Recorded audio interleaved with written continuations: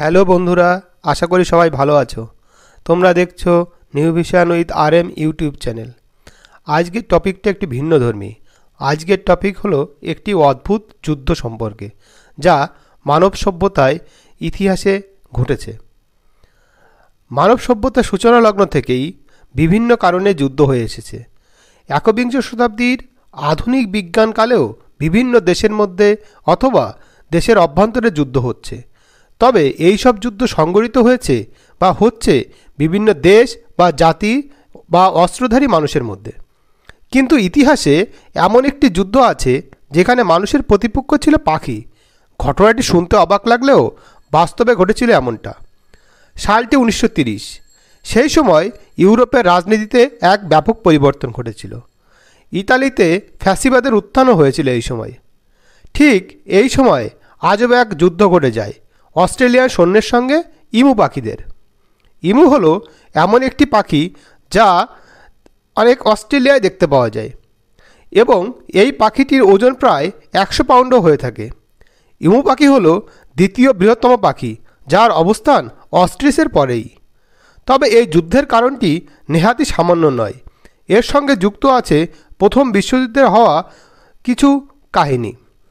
আমরা কম বেশি জানি 1914 থেকে 1918 সাল পর্যন্ত প্রথম বিশ্বযুদ্ধ ঘটেছিল।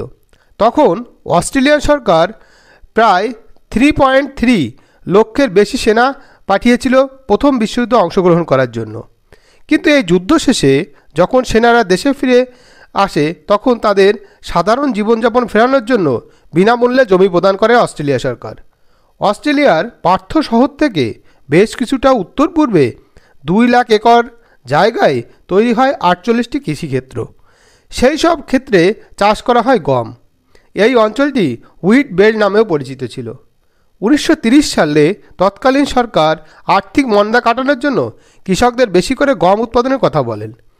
কৃষকরা রাজিও হয়, শুরু হয় গম উৎপাদন। এই সময় বিশালাকার ইমুর অত্যাচারে গম নষ্ট হয় কৃষকদের।